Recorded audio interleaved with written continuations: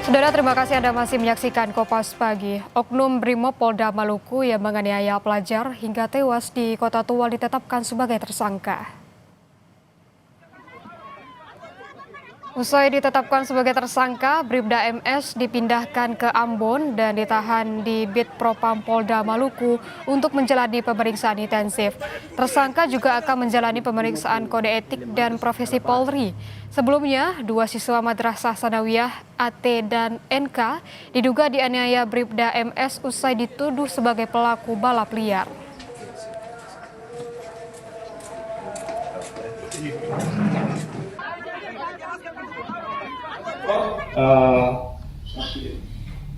Yang sebelumnya terlapor, ini kita naikkan menjadi tersangka, penetapan tersangka. Nah, karena kalau melihat jelas, kita yakinkan bahwa terlapor ini sudah masuk dalam unsur tersebut. Terpidananya jalan dan akan monitor serta perkembangannya akan disampaikan ke keluarga terkait kode etiknya.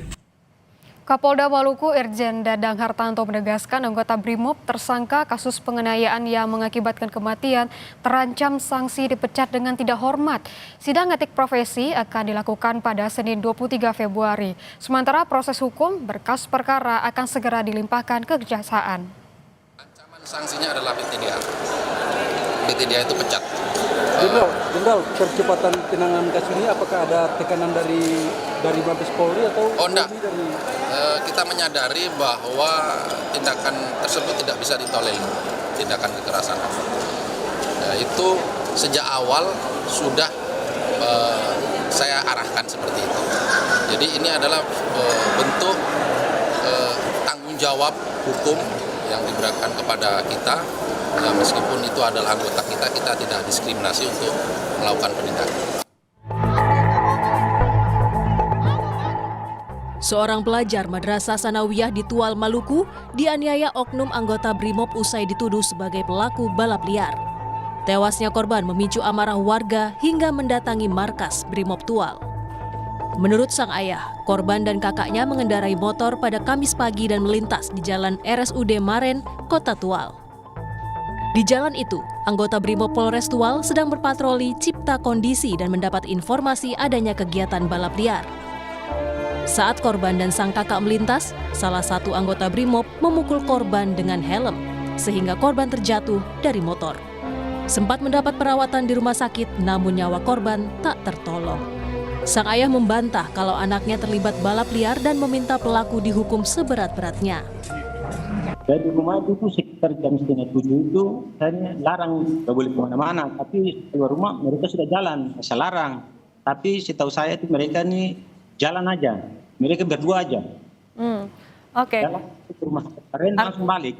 Oke, artinya dugaan balap liar menjadi alasan terduga pelaku ini melakukan penganiayaan itu tidak benar?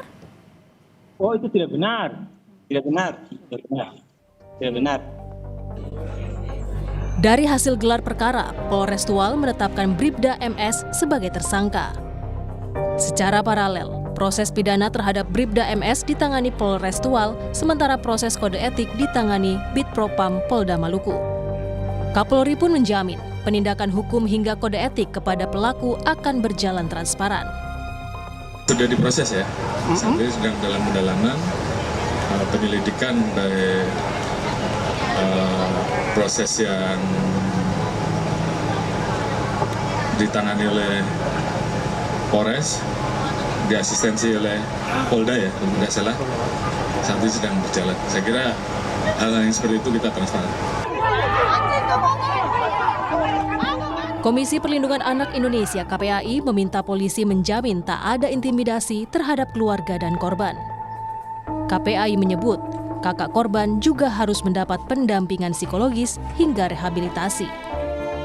Jangan sampai ada intimidasi dalam bentuk apapun yang nanti akan terjadi di keluarga ini. Karena mohon maaf, KPAI mencatat ketika kasus yang melibatkan dengan oknum aparat penegak hukum, kami selalu mendapati bahwa keluarga juga mengalami intimidasi. Ya, dari pihak yang mungkin mereka tidak tahu dari mana, tetapi intimidasi itu ada. Sehingga di dalam kasus ini mohon sekali semua bisa terbuka. Yayasan Lembaga Bantuan Hukum Indonesia mengecam keras tindakan kekerasan yang dilakukan anggota BRIMOB di Tual, Maluku. YLBHI meminta kasus ini diusut tuntas dan meminta reformasi Polri secara menyeluruh. Kita sangat mengecam atas tindakan brutal dari anggota BRIMOB ya di Tual di Maluku. Meninggalnya Arianto dan kekerasan oleh anggota BRIMOB ini bukan sekedar hanya peristiwa biasa, tapi dipandang peristiwa yang sangat sering berulang. Harus ada secara serius reformasi di bidang kelembagaan dan kultural, di mana kita harus bersama-sama mendesak untuk menghilangkan praktik kekerasan, praktik militerisme, ya, militerisasi kekerasan di tubuh kepolisian. Harus dievaluasi total, mulai dari rekrutmen, dari pendidikan, dari bagaimana bersikap ya. Oknum BRIMOB yang jadi tersangka ditahan di Bitpropam Polda Maluku untuk diperiksa terkait pelanggaran kode etik dan tindak pidana. Tim Liputan, Kompas TV.